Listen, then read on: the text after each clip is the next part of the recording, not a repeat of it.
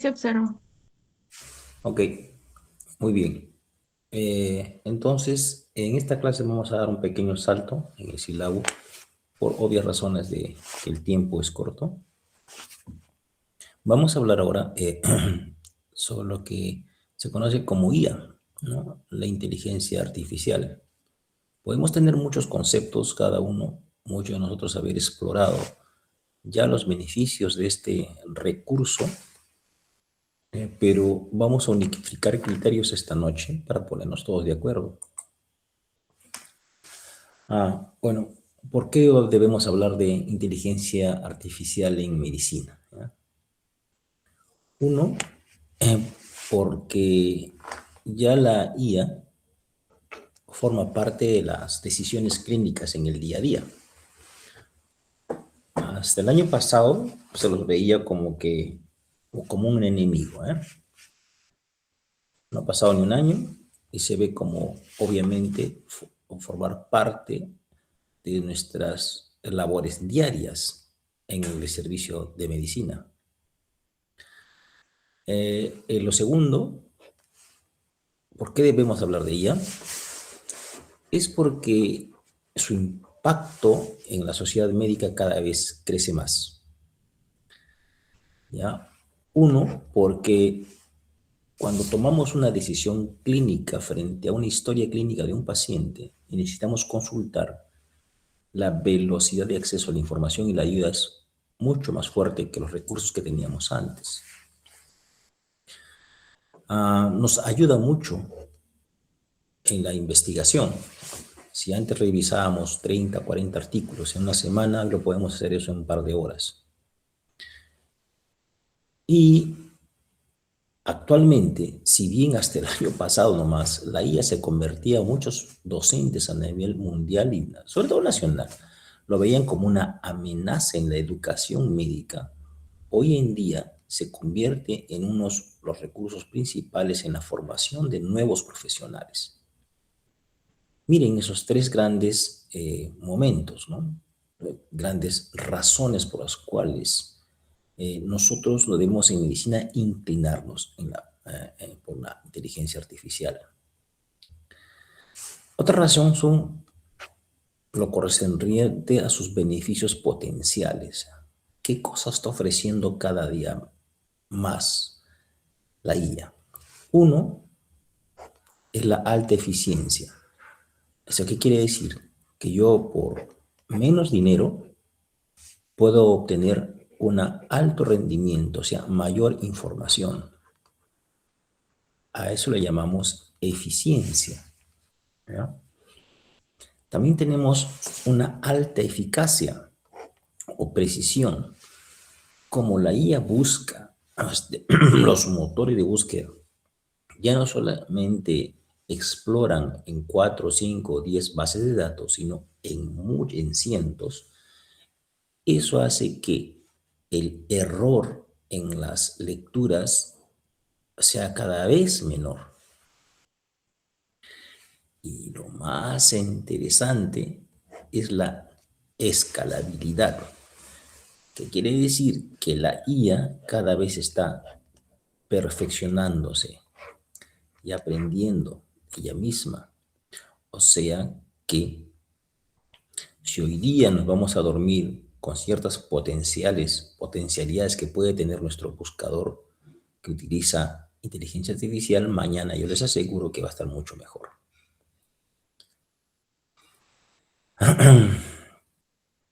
Pero también debemos de hablar de ella en medicina por este motivo, que existen riesgos reales si se mal usa la inteligencia artificial, si se usa sin una reflexión, sin una formación previa. Si lo antes dicho es todo lo positivo y debemos aprender de ello, también debemos saber que es un riesgo si lo usamos mal. Es un riesgo para la medicina. ¿Ok? Muy bien. Entonces, hay una doble perspectiva frente a la inteligencia artificial, ¿ya? Y esta, pues, perdón, a ver, y esta doble perspectiva se tiene que analizar básicamente en lo siguiente. Debemos aterrizar primero lo positivo, ¿ya? Hay dos dominios clave para nosotros los médicos de la inteligencia artificial. La primera es la práctica clínica, poder tomar decisiones clínicas en base a una ayuda o con ayuda de inteligencia artificial. Pero debemos reconocer que este tiene que tener un entorno regulado, o sea, tiene que tener ciertos límites, o tenemos que aprender a encontrar a supervisores dentro de la misma herramienta que podamos acceder a información realmente muy cercana a la verdad. En la práctica clínica debemos saber también que existe un alto riesgo de que nos deshumanicemos y dejemos todas las decisiones a una computadora. Por ende, la práctica clínica obliga a una supervisión constante del uso de la inteligencia artificial. Es por eso que a los alumnos les vamos a pedir más y les vamos a preguntar más respecto a cómo encontraste una información, cómo hiciste el prompt para encontrar una información adecuada y cuando la encontraste, qué contrastes, qué análisis tú logras obtener de lo que estás leyendo o encontrando. A eso le llamamos supervisión humana y esta tiene que ser obligatoria. No basta con encontrar una información y presentarla, sino que lo que se necesita es aprender a encontrar bien, pero tener una lectura crítica de lo que se encuentra. La otra perspectiva la cual vamos a usar mucho en medicina es respecto a la investigación y docencia. Los profesores tenemos que cambiar un poco, ¿no? Porque debemos aplicar esta herramienta, dado que existen grandes modelos de lenguaje. O sea, ya no se puede solamente pensar que nos podemos comunicar a través del PowerPoint, como ahora, sino con el uso de diferentes herramientas que quizás agilicen más el conocimiento. Esto, dentro de la investigación, debemos también saber que podemos generar o ser proclives a caer en ciertos riesgos para la integridad científica. Muchas veces la IA va a hacer el trabajo por nosotros, por ejemplo, hacer un proyecto de tesis, y nosotros hacerlo pasar como si fuera nuestro, sin haber puesto una coma. Y eso no es ético, ¿ok? Es allí cuando los docentes van a tener que supervisar vuestro trabajo y ver que tú realmente buscaste, opinaste y pusiste parte de ti en lo que has logrado encontrar. Eso te permite formarte.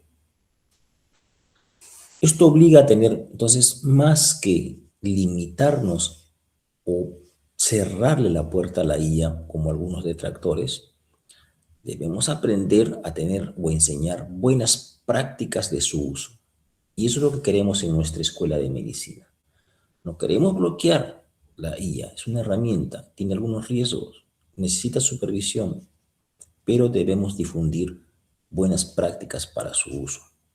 Y es un reto para los docentes generar esas buenas prácticas. ¿Ok? Muy bien. Actualmente, ¿qué cosa es entonces la IA? Ya como conceptos teóricos, ¿no? El AI es un sistema basado en el aprendizaje automático, más conocido como Machine Learning. ¿Qué cosa es esto? El Machine Learning es un aprendizaje automático. Es una rama de la inteligencia artificial que permite a las computadoras aprender y mejorar automáticamente. Algoritmos que hacen que si en algún momento una computadora da un concepto y se equivoca, aprende la máquina y el algoritmo se autocorrige y genera su propia corrección y aprende.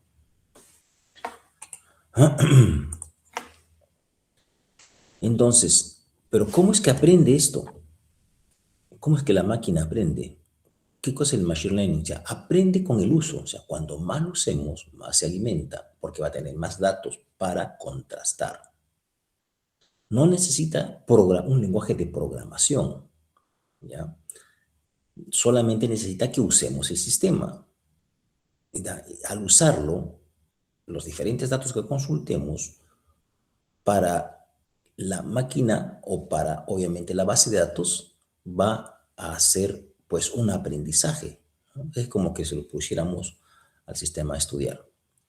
¿Qué utiliza? Utiliza algoritmos. O sea, algoritmos son lenguajes informáticos que hacen que eh, eh, los datos se vayan ordenando y reordenando según patrones, ¿no? Según patrones que vayamos generando. Entonces, estos algoritmos van detectando esos patrones a nivel mundial y comienza a autoalimentarse. Es así que en base a probabilidades y predicciones, el sistema informático, la inteligencia artificial, te da información después de la revisión de diferentes patrones de datos consultados. Entonces, en resumen, la IA aprende patrones al momento de compartir datos. Si, por ejemplo, una persona comparte un conjunto de datos por la IA y otra persona hace lo mismo, otra base de datos, otra información, lo que hace la inteligencia artificial es usa los dos y aprende de los dos.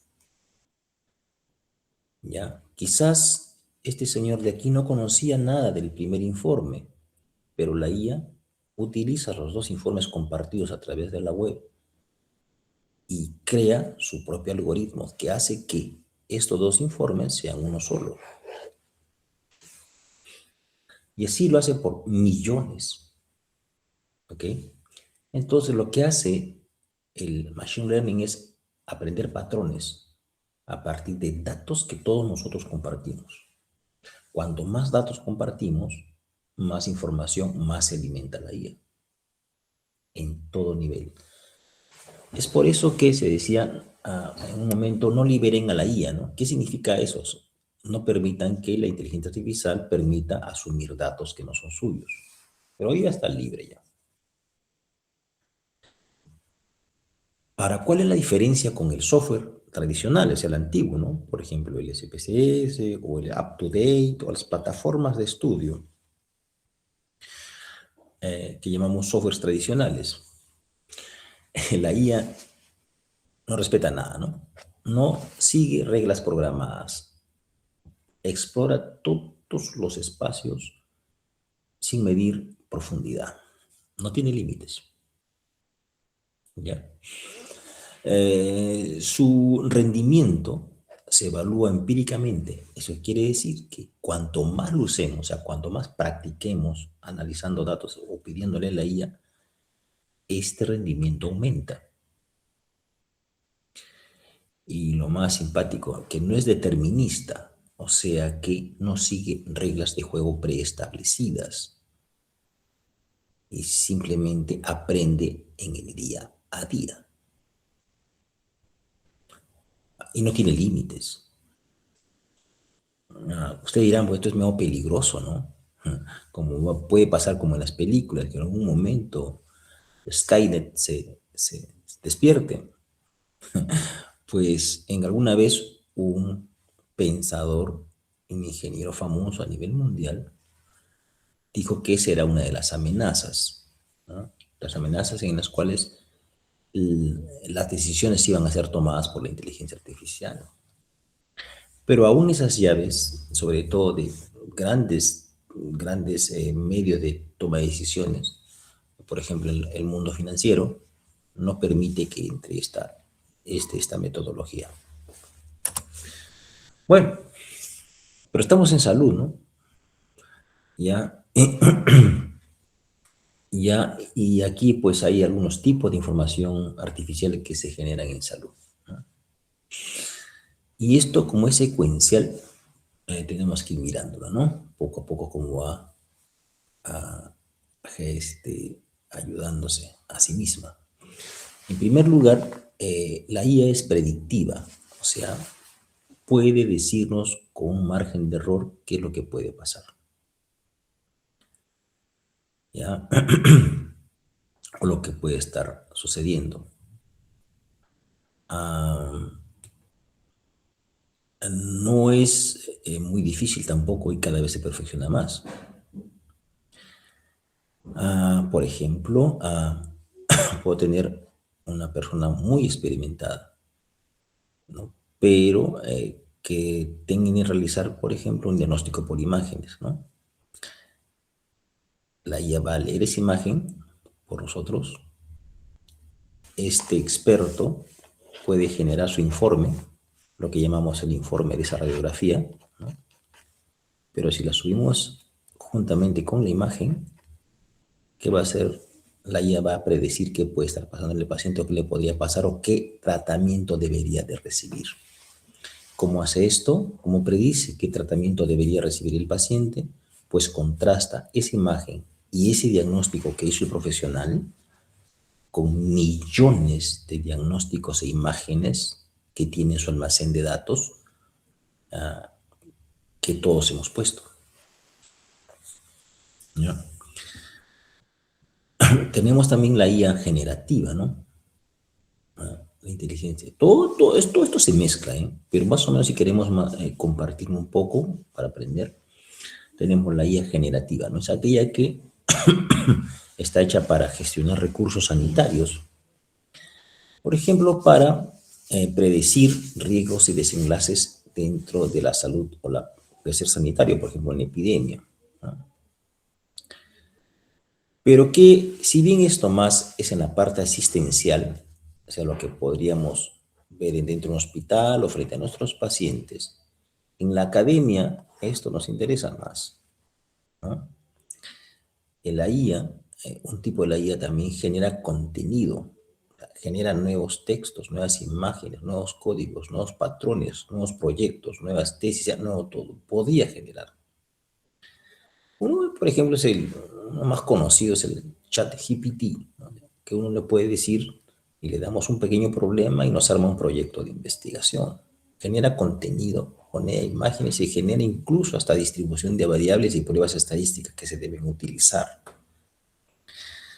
Todavía en un mundo medio imperfecto, pero lo hace, ¿ya? Para esto se basa en grandes modelos de lenguaje, ¿no?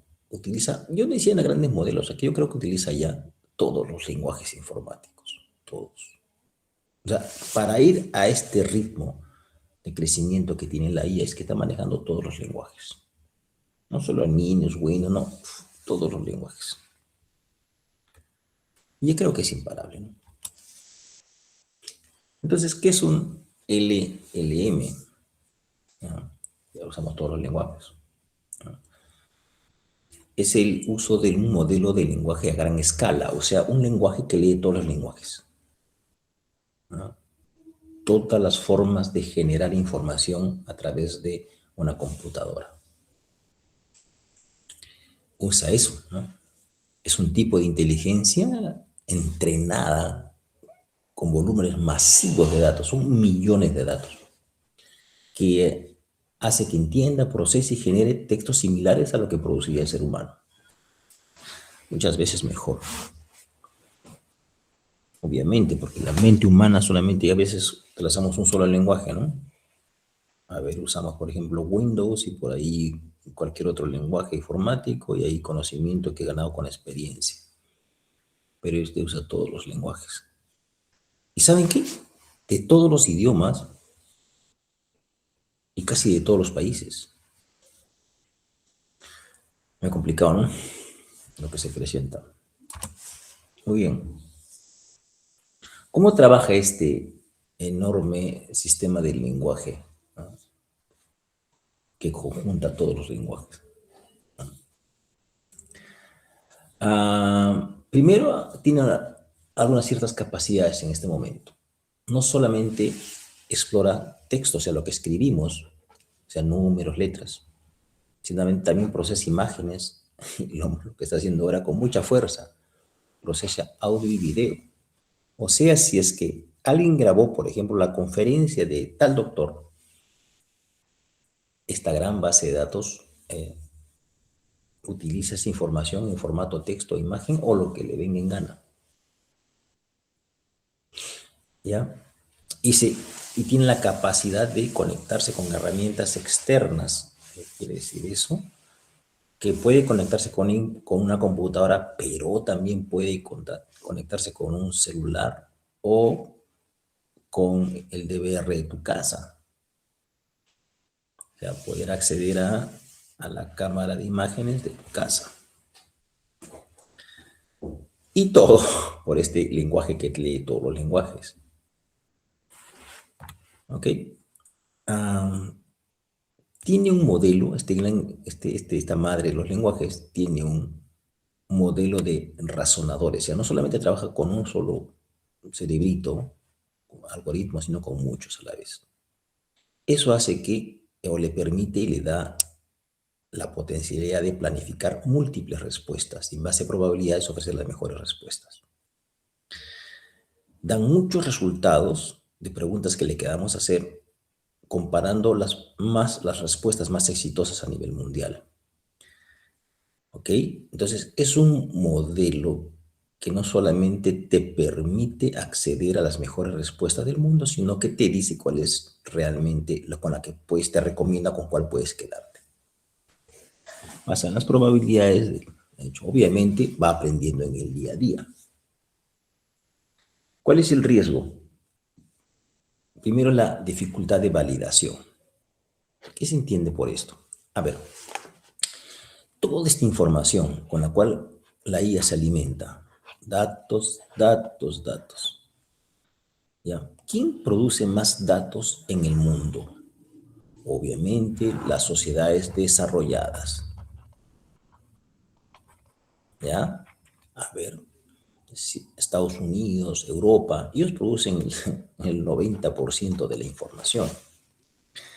Entonces ellos pueden decir, y la IA va a alimentarse de esa información. Y quizás la IA se alimente y diga que el mejor tratamiento, por ejemplo, vamos a decirles para el acné, es el uso de tal o cual medicamento que no existe en el Perú.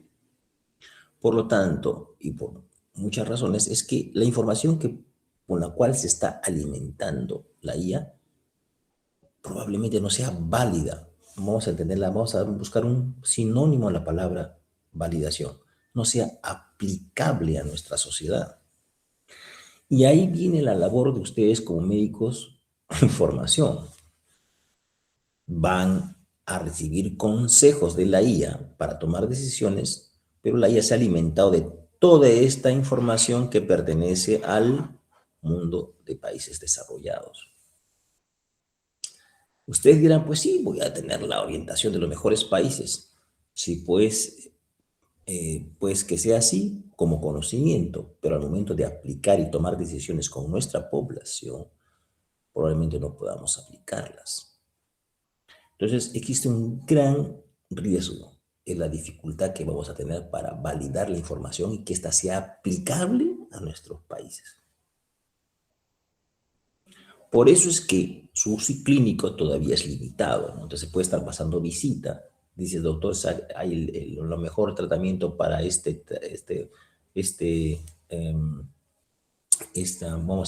vamos a esta leucemia linfocítica juvenil, es que se le haga un trasplante de médula y para este cariotipo se necesita tales biológicos. Entonces van a mirar, ¿y cuánto cuesta esos biológicos que me dice tu guía que es lo mejor? Está a $500,000, doctor. ¿Y quién es capaz de pagar $500,000? Ah, pues los países desarrollados sí, a través de un seguro médico que puedan tener. La IA recomendó que usemos esos biológicos, pero no tenemos. Entonces, mucha de su información va a tener un uso clínico limitado aún. Va a depender mucho de cómo cada país se conecte al desarrollo. Por ende, una forma de marginarse o automarginarse del mundo es no cuidar el futuro de tu país, porque obviamente toda la información se va a desarrollar en función de los países que están creciendo. La IA no se alimenta de los países que no crecen, que aportan pocos datos. ¿Ya? Muy bien. Por lo tanto, el dato es el combustible de la inteligencia artificial. Para ello se necesita entender una cosa, ¿no?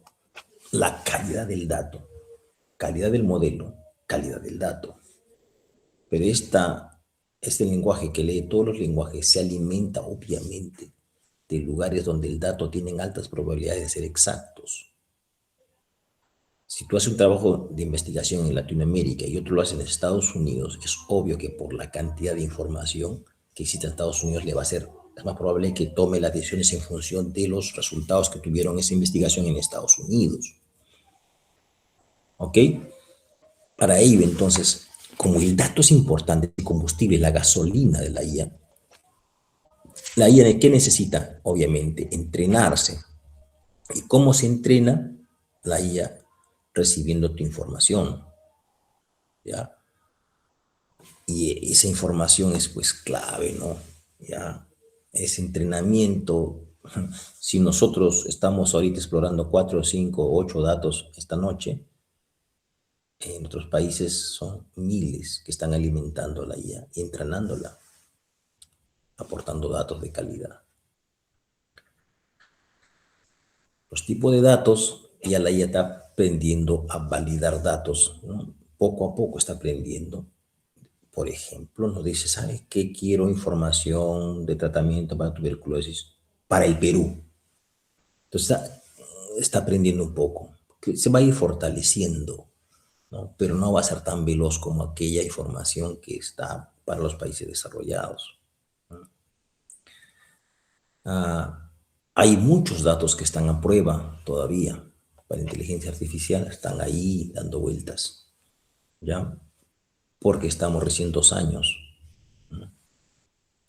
Por ende, si bien estos 2 años la IA ha sido importante, aún no es muy representativa para todos los países, ni todas las universidades y todos los estudiantes de medicina del mundo. Y ahí está nuestra desventaja. Obviamente la información más concentrada y fina va a llegar para aquellos países que aporten mayor dato o data. Ah, obviamente también hay una cuestión que debemos tener en cuenta, es la privacidad, ¿no? La privacidad con la cual se maneje la data, ¿no? Esos datos que alimentan a la IA, que alimentan a estas computadoras. ¿Ya? El GDPR es el Reglamento General de Protección de los Datos, ¿no? Es la ley de privacidad más estricta del mundo, ¿no? Pero está implementada básicamente en la Unión Europea desde el 1918. ¿Para qué? Para proteger los datos personales y la privacidad de sus ciudadanos. Este reglamento dice qué información debe tener la IA a la cual puede acceder. La pregunta es, ¿nosotros tenemos esta protección? Creo que no. Aún nuestros sistemas son muy débiles. Y ahí está pues lo que ha pasado en nuestras elecciones, esta de aquí que tanto lío ha generado. Alguien hizo un algoritmo, ¿no? O sea, tenemos un algoritmo, una plataforma donde se suben los datos de los resultados de las elecciones, ¿no? Todas las actas. De repente, por ahí, un marciano hizo un algoritmo, ¿no? Para que, pues, se metan datos ficticios a esa base de datos. Y eso es lo que está en una denuncia seria al respecto, ¿no? Muy seria, donde dice que hay más o menos 180.000 o 200. 2.000 datos, o sea, votos que han entrado en forma ficticia. ¿Por qué? Porque no tenemos plataformas con esta calidad de seguridad del dato de las personas. Ha sido muy fácil entrar al sistema del Perú, muy fácil. Un simple procesador hecho en IA ha logrado entrar. ¿Quién lo habrá hecho? Bueno, ya tomarán sus investigaciones, ¿no? Se harán investigaciones, hay presunciones, pero el hecho es que existe, existe.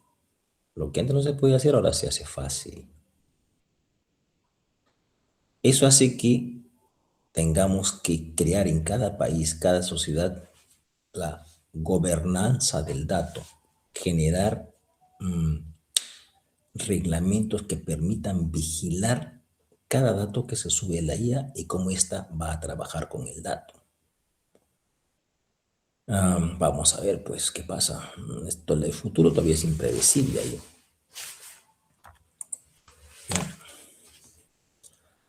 Tenemos que entender algunos sesgos y desigualdad. ¿Ok?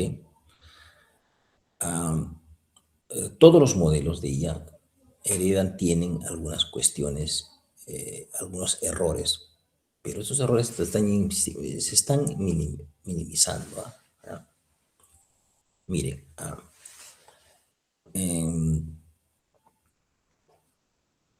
¿cuál es el primer riesgo? Dice, ¿no? Uno de los riesgos más mayores es que es este acá, ¿no? Que la IA se esté alimentando, que su rendimiento sea menor en poblaciones infrarrepresentadas, decíamos, nuestros países, ¿no?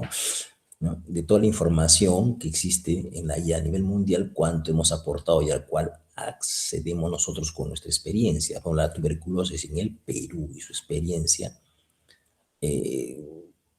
toda esa experiencia está volcada en la IA o la IA se está alimentando de cómo se comporta la tuberculosis solamente en Europa, en Estados Unidos, todo lo de allá. Entonces nuestro aporte es muy pequeño. A eso le llamamos poblaciones infrarrepresentadas. ¿Eso qué cosa hace? Que se amplifiquen las desigualdades en salud. Entonces la IA va a hacer que exista una sociedad que tenga toda la información y una otra sociedad que no tenga nada o muy poco. Y es muy probable que en este grupo de aquí se decidan cómo trabajar en salud. Y lo de acá no sepamos cómo trabajar en salud y tengamos que preguntar, pedir o solicitar que nos ayuden. Pero si no tenemos recursos y no estamos preparados, pues vamos a ser postergados. ¿Ok? Perdón, permíteme preguntarles, ¿se aún se escucha todavía, amigos?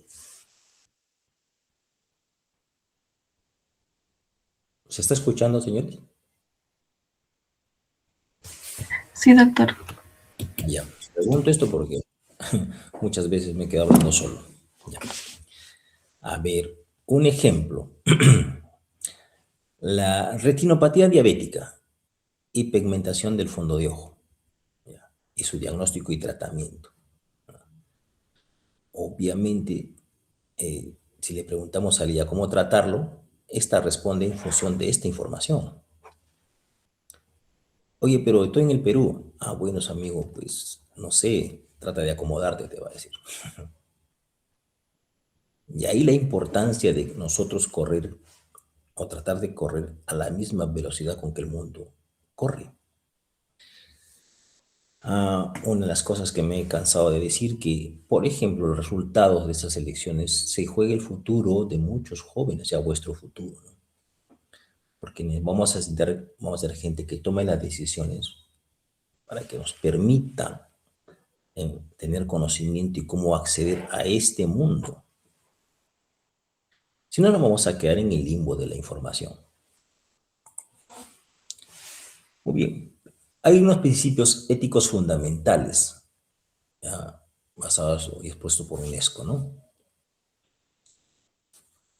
El primero, tenemos que luchar por una equidad y pues un no a la discriminación. Dentro de salud, compartir. O sea, es lo bueno que tenemos los médicos a nivel mundial. si bien la información llega de diferentes países desarrollados, la mejor, pues también terminan compartiéndola, ¿ya?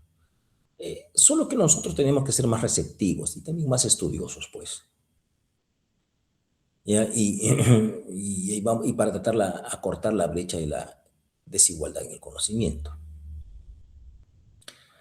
Otro principio que necesitamos potenciar dentro del uso de la ética de la IA es la transparencia y la explicabilidad, o sea, enseñar. No podemos ocultar el conocimiento. Hubo un grupo de profesores que decían, no, dejemos entrar la IA a las universidades. Yo le decía, pues eso es una locura, ¿no? Es como decir, no quiero estar viviendo en el planeta Tierra. Vivimos en el planeta Tierra, ¿ok? Y tenemos que transparentar toda la información y decir, no sé, pero también aceptar que me enseñen, ¿ya? Y usar las herramientas actuales. No nos podemos oponernos a lo que ya existe y está creciendo, ¿no? Mientras nos vamos a dormir, la IA va a crecer 10 veces más. Otro principio ético que debemos fortalecer es la supervisión humana. No dejar que cualquier trabajo que se haga con IA sea obviamente revisado por el ser humano, o sea, por nosotros. Si hoy día les dejo un trabajo y ustedes buscan el mejor prompt, la mejor información en IA, pues tú me la vas a tener que explicar, ¿no? Y redactar y decirme por qué está pasando, ¿no? Y me tienes que estudiaste y qué leíste y qué entendiste de lo que encontraste. Y eso se llama supervisar tu conocimiento. Tu conocimiento, no el de la IA. La IA te va a dar la información, pero como quien la va a procesar eres tú. Entonces, ¿qué va a hacer el docente? Tiene que supervisar cuánto has aprendido de eso que has buscado. Por ahí empieza la supervisión humana. El profesor no puede conformarse con el trabajo que el alumno le da, ¿no? Porque ya todos sabemos que el alumno va a ir a la IA, va a sacar y va a sacar un lindo trabajo, pero que quizás ni lo leyó. La supervisión humana pasa por eso. Y ustedes tienen que no enojarse por si algún momento el profesor le dice, bueno, expónme tu trabajo, quiero saber si tú lo has hecho. Todos sabemos que lo ha hecho la IA y te ha ayudado la IA, pero cuando decimos tú lo has hecho significa si lo has leído, si lo has estudiado, lo has criticado, qué es lo positivo, lo negativo, si es actual, si es válido para nuestra sociedad, etcétera, etcétera. Espíritu crítico. Eso es la supervisión humana y eso nunca va a acabar, señores. Así que por ahí ya vayamos acostumbrándonos. Si bien en algún momento redactaste un documento con la IA, pues los componentes éticos o los principios éticos fundamentales en lo que es la enseñanza en medicina te va a exigir que tú me digas, primero, cómo lo encontraste, segundo, qué entendiste, y tercero, cuál es tu aporte crítico, tu aporte crítico. Lo otro es responsabilidad, ¿no? Y rendición de cuentas, ¿no? ¿Qué se entiende por eso? ¿No? La responsabilidad y rendición de cuentas existe dentro de la IA también la mafia del dato falso, ¿no? Ya se están generando estrategias para control del dato falso. Y obviamente saber decir de dónde lo saqué. Otro principio ético que hay que fortalecer es que el paciente también tiene que participar en el desarrollo de su salud. Recuerden, los pacientes también saben usar la IA. No se sorprenda si en el futuro un paciente coja su radiografía, el informe que le dio el radiólogo, entre a la IA de su trabajo o personal y le pida los mejores consejos y tratamientos. Luego te visite y te diga, doctor, ¿qué hago? Pero ese paciente va a tener en su cabecita todo ya lo que le preguntó la IA. Y cuando te pregunte a ti, pues, vas a tener que respetar su conocimiento. Pero también el que tenemos que decir al paciente allí, que si bien sabe y la IA es un documento, una herramienta útil, hay que informarse bien y para que no generar confusión. O sea, una de nuestras tareas futuras va a ser eso. enseñarle al paciente a no confundirse en lo que lee. Ya no decirle no leas. Por ejemplo, en mi generación, ahorita con mis pacientes, yo le digo, por favor, no leas internet, no leas IA. Todavía, no busques el tratamiento y la mejor opción de tratamiento allí, porque te vas a confundir, porque aún la IA está enredada. En crecimiento solamente está apta para profesionales que estamos metidos en este mundo de la medicina. El paciente puede salir totalmente confundido de ahí.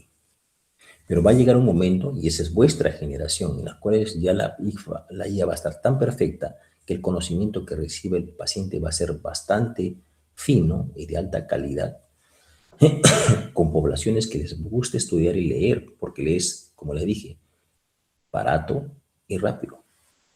Entonces vamos a tener que aceptar como un valor el saber que el paciente también tiene derecho a informarse. ¿Ok? Muy bien. La IA en la práctica clínica, en nuestra práctica, ¿no? De todos los días. Actualmente, eh, ¿cómo nos ayuda, no? En la mayoría de las herramientas se utilizan para ver cómo diferentes tratamiento y para, obviamente, definir factores de riesgo asociados a las principales enfermedades. Básicamente eso. Eso ha hecho que en Europa, que es lo que más se preocupan por manejar adecuadamente esta herramienta, existan muchas regulaciones para esos tratamientos, para esas mediciones de riesgo. El Estado está preocupado cada día por mejorar, obviamente, las vallas en todo el avance de la medicina. Entonces, una sociedad necesita regulación. Y en Europa, Estados Unidos es muy fuerte. Pero yo les preguntase acá, a ustedes, a ver, ¿cómo se está regulando a la compra, la administración y la medición de los efectos adversos del uso de la medicación para la lucha contra la tuberculosis? Ya, no, la IA me dijo que existe esta gama de procedimientos, pero existe una regulación, un reglamento. ¿Existe alguien que supervisa lo que está pasando? Se van a llevar con muchas sorpresas. ¿Ya? Por lo tanto, el mercado actual del conocimiento no es suficiente, ¿no? ¿Ya? Actualmente, como todos, básicamente, estamos viviendo en un mundo del negocio. Esa seguridad está garantizada solo para ciertos lugares. ¿Ya? Eso tenemos que entenderlo. La IA abierta y sus regulaciones, todavía nosotros no accedemos, ¿no? La regulación en nuestro país todavía no está al respecto. Creo que estamos en pañales. Otra cuestión que tenemos que tener presente, sobre todo en nuestra sociedad, la IA no sustituye a la formación profesional, o sea, no sustituye al profesor.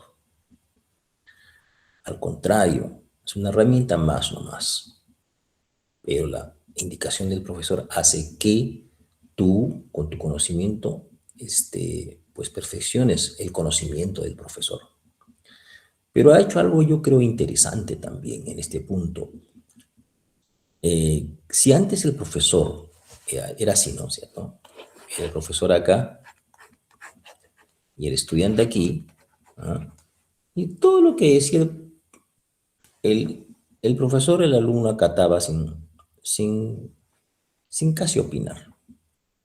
¿Ya? Él era el profesor enseñando y el alumno asumiendo como una esponja todo. Hoy en día, gracias a la IA, eso cambió y va a cambiar más. Ahora, el alumno aprende del profesor, pero también el profesor aprende del alumno. ¿Ya? Y ese juego ya es infinito. Por ende, se convierte en una simbiosis alumno-profesor. Ya no es vertical la cosa, sino es horizontal. ¿Ya?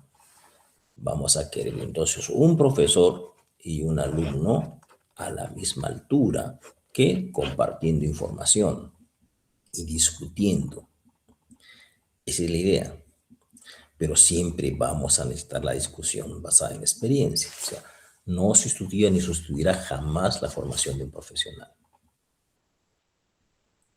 Muchas universidades dicen, enseñamos medicina utilizando a la IA. O sea, ya no dice utilizando al profesor tal o cual, ¿no? Sino te dice a la IA.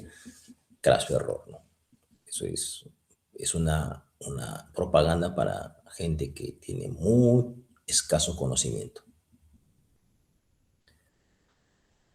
¿Listo? Entonces, hay que usar la información procesada en el sistema de IA siempre pensando en que esté en un contexto validado, ¿ya? Validado quiere decir que sea aplicable a mi sociedad, donde me voy a desempeñar primero, ¿ya? Y obviamente eso pues demanda una gran responsabilidad social. Muy bien. Entonces, esta supervisión humana competente que parte del profesor primero en las aulas hasta obviamente el médico, los residentes y los internos en el manejo y la toma de decisiones, el profesional, ustedes deben ser capaces de, con todas estas herramientas, entender cuáles son las capacidades de la IA, hasta dónde llega y también cuáles son sus límites y riesgo. Tienen que aprender eso. No solamente concéntrense en sus capacidades, sino también en sus límites. O sea, tiene errores y bastantes gruesos todavía. Otro compromiso que es importante para ustedes, evitar la sobreconfianza. O sea, ustedes convertirse en robots, o sea, convertirse en una herramienta más de la IA, en un brazo más, en un dato más, en un algoritmo más. No, no queremos eso, ¿no? Debemos, obviamente, evitar ese sesgo de automatización de tú piensas como la IA. No, al contrario, tu propio pensamiento utiliza la información dada por la IA. Y donde tu principal ventaja va a ser optimizar el tiempo y obviamente también el dinero, ¿ya? Aprender que es nuestro compromiso interpretar cualquier información de la IA, resultados correctamente, ¿ya? Algunos otros países tienen una obligación legal al respecto, una regulación. En el Perú lo dejamos lo dejamos dentro de la fe de cada uno, ¿no? Va a llegar un momento, si es que no sobrepasa la toma de decisiones, no se sorprende si algún día se anula el sistema, si es necesario. Si cierran el acceso al uso